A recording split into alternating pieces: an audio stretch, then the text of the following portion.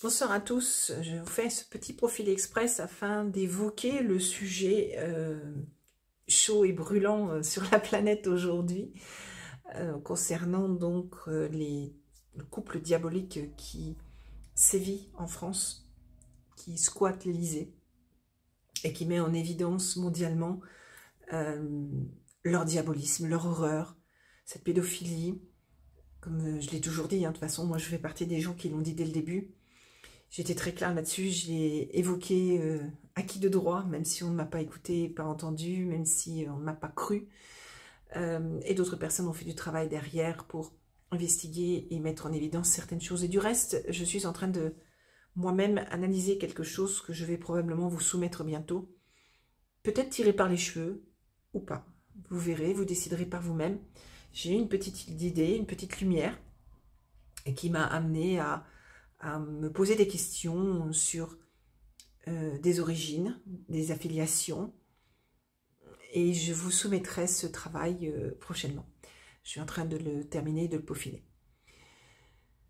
Là où je voulais en venir aujourd'hui, c'est sur le point suivant, c'est qu'il ne faut pas s'attendre à ce que ça va tomber comme ça. En fait, ça fait très longtemps qu'on sait que Brichel, c'est Jean-Michel Trogneux, visiblement.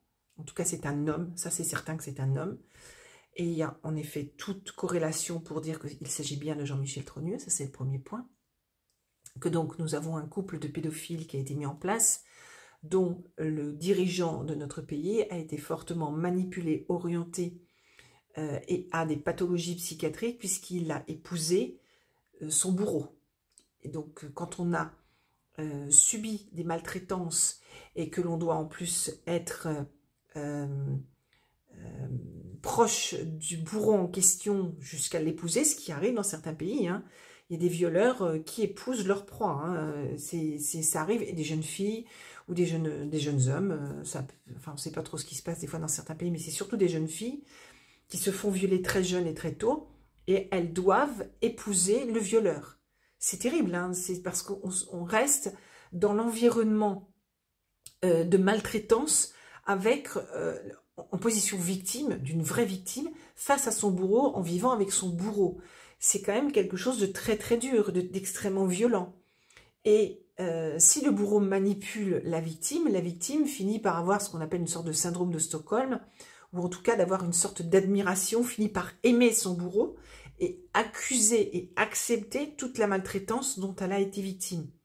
Que quelque part, pour elle, ce n'est plus un problème. Après tout, c'était normal et que c'est comme ça et c'est bien et ça peut se faire et ça peut se reproduire, notamment sur les enfants et ainsi de suite. Et là, on est exactement dans cette typologie au niveau du couple diabolique des Macron qui sont au pouvoir. Pour maltraiter quelqu'un, il faut avoir une pathologie déviante. Une pathologie de maltraitance, ce ne sont pas des personnes qui sont saines, je pense que vous le comprenez, que toute personne qui maltraite qui que ce soit n'est pas structuré, n'est pas aligné, n'est pas sain, n'est pas concrètement une personne fiable, en qui on peut avoir confiance, à qui l'on peut confier des missions importantes, ou même simplement des missions dites humaines, sobres, afin de veiller à ce que les choses soient faites dans la douceur, dans la tendresse, dans la gentillesse, dans l'amour de l'humain. Là, nous sommes vraiment totalement loin de ces sujets-là, avec le vieux hein, du couple Macron, et le jeune encore moins, puisque lui, il a suivi son bourreau. Il a évolué au rythme et au travers des comportements de son bourreau, ce qui est gravissime. Donc, ce sont des profils totalement déviants, l'un comme l'autre, hein, parce qu'ils finissent par se cloner, ils finissent par se ressembler. On est aussi sur un esprit manipulateur. C'est-à-dire qu'il y a une manipulation qui a été mise en place pour alpaguer sa proie, ça c'est le vieux, et probablement lui faire croire que c'était tout à fait normal, que c'était tout à fait bien, qu'un couple avec une telle différence d'âge et un enfant qui n'était pas encore structuré, qui n'était pas encore suffisamment construit dans tous les sens du terme pour être décideur si c'était vraiment son bon choix. Donc il s'est retrouvé une proie par manipulation, qui a été alimenté, le processus a été alimenté durant X années, de façon à ce que derrière, ça obtienne une fusion entre deux, puisque il a accepté ce côté victime, il a accepté son bourreau, jusqu'à faire corps avec ce bourreau et continuer à être à ses côtés, voire être même le protecteur de ce bourreau-là, puisqu'on sait parfaitement que c'est le vieux qui dirige le pays et non le jeune. Donc il y a comment dire, un comportement malsain entre ces personnes qui s'auto-alimentent l'un envers l'autre, qui se cherchent peut-être l'un envers l'autre. Ils ont trouvé un terrain d'entente pour pouvoir véritablement se synchroniser et s'épauler, tout en ayant des actes complètement décalés et malveillants, parce que ce sont des profils déviants, avec une pathologie psychiatrique lourde, autant l'un que l'autre. Donc, ils sont forts et riches de cette situation, ils sont confortés dans cette situation. Pour eux, ça leur convient parfaitement, c'est nous qui sommes pas capables de les comprendre. Ainsi que je le disais dans l'émission que j'ai fait dernièrement chez TVADP, je les remercie de m'avoir convié, je l'expliquais que quelque part l'affaire Brichel les arrange, que ce soit divulgué, que ce soit révélé. Ça les arrange parce que ça leur permet de mettre en évidence, c'est vrai, on ne va pas l'avouer, mais c'est vrai, parce qu'ils ne l'ont jamais avoué, mais ils ne l'ont pas non plus contredit, dans le sens propre du terme. Puisque même les journaleux qui sont à leur solde et payés par eux disent que, par exemple, Candace Owens est homophobe, alors que non. Eh bien, c'est une façon de dire on va assurer la promotion de tout ce qui est LGBT, trans, homosexuel et compagnie, enfin surtout trans et LGBT plutôt qu'homosexuel, et on va surfer là-dessus en montrant une image que nous sommes gentils, qu'on sait danser, qu'on sait s'amuser avec des enfants sans leur faire du mal, que l'on sait être bienveillant, qu'on a beaucoup d'humour, on se transforme en IA et on se déguise en nana, en passant. Tout ce que l'on a vu ces derniers temps sont des tas d'opérations marketing pour qu'ils soient appréciés, aimés, considérés comme des gens merveilleux, fantastiques, ordinaires, et voire mieux que des hétérosexuels, des gens pour eux primaires et basiques, alors qu'on sait parfaitement qu'ils détruisent et la famille, et la femme, et même l'homme, et tout ce qui est lié à l'humanité. Mais eux, ils veulent montrer cette autre image. Donc ils surfent dessus, considérant que nous ne sommes pas ni à la hauteur de les comprendre, ni dans le timing d'accepter cette nouvelle façon de vivre l'humanité, enfin le côté humain, avec une sexualité déviante, encore une fois, et débridée, trop débridée, et une destruction de l'humanité en se transformant de ci et de là et en se faisant passer pour une femme, enfin jusqu'à ce que un homme qui est devenu femme donne le sein à un bébé, enfin je veux dire, c'est ubuesque, enfin c'est des choses qui pour moi n'ont aucun sens et sur lesquelles je ne veux même pas m'étendre parce que c'est complètement inhumain. Mais juste pour vous expliquer que c'est ce qu'ils tentent de faire, c'est ce qu'ils tentent de mettre en évidence afin de montrer à tout un tas de personnes que c'est 1% de LGBT qui fonctionnent dans le monde, qui existent dans le monde.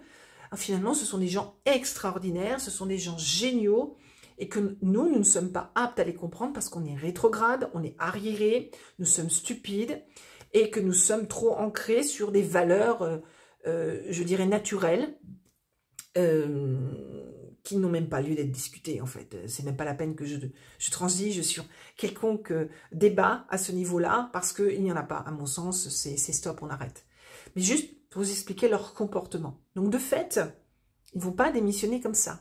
Mais, au même titre que Biden, énervé aux États-Unis, et les gens qui l'ont mis en place, nous allons avoir la même situation en face de nous avec un j'y suis, j'y reste qui ne va pas rester. C'est pour ça que j'ai appelé ce profil express j'y suis, j'y reste bis.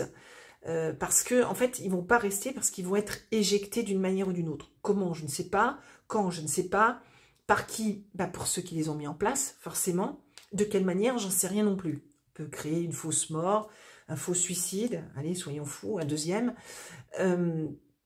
ou carrément une démission pour je ne sais quel truc. Ils ne vont pas partir dans le but de se dire je pars parce que je comprends que le peuple ne veut plus de nous, parce qu'on a fait des erreurs, on a fait des bêtises, on a truandé les Français, on a truandé le monde entier, nous sommes des corrompus, des pédophiles, tout ce que l'on veut. Non, ils l'avoueront jamais. Ça, c'est hors de question. Ils vont être, on va dire, éjectés. C'est-à-dire qu'on va mettre en place d'autres politique pour séduire l'environnement français, en fait, le peuple français, et on voit poindre des jeunes qui, hommes et femmes, que je ne citerai pas, mais je vous laisse réfléchir, qui ont une belle gueule, soyons clairs, vous savez, ce qu'on appelle au cinéma avoir une belle gueule, donc ça passe bien. Et les gens, donc, ils jouent sur l'émotionnel, on va voter pour eux parce qu'ils sont beaux. C'est pas comme ça que ça marche. On met pas un poste quelqu'un pour son physique, on le met parce qu'il a les compétences pour. Hein. Je suis obligée de le redire parce que j'entends encore de ce genre de bêtises. Des personnes qui vont avoir un certain caractère et qui vont parler le discours de ce que les Français ont envie d'entendre aujourd'hui. Sauf que ce sera encore une fois des faux semblants. Encore une fois. Et il faut être extrêmement prudent face à ça. Et je parle bien de la France. Je ne parle pas par exemple de l'Allemagne, où il y a une femme, là, une certaine Alice qui se met en lice. Et elle c'est un bon profil. Je vous avais dit pour Mélanie, pour ceux qui me suivent, je vous avais dit, j'ai fait plusieurs fois des émissions en parlant de Mélanie, sur mes profils m'en vôtre, en expliquant ce qu'il en était. Tout se vérifie aujourd'hui, tout ce que j'avais dit est juste. Là, en France, on n'a ni Mélanie ni Alice. On n'a rien des deux. Et on a une brune, par exemple, hein, pour ne citer qu'elle, qui, sous couvert d'avoir été montée par Attali, a un discours que le Français a envie d'entendre aujourd'hui. Je peux vous dire qu'elle sera pire que Macron.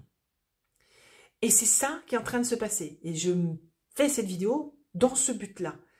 Celui qui gouvernera la France derrière, ce sera celui qui sortira du terrain, du sérail, comme on dit, de tout ce marasme. C'est quelqu'un qui sera un vrai résistant, de vrai, mais qui sortira de ce terrain naturellement.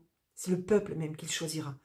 Il faut d'abord nettoyer, ne pas repartir sur un système républicain ou quoi que ce soit. Il faut d'abord faire table rase de tout.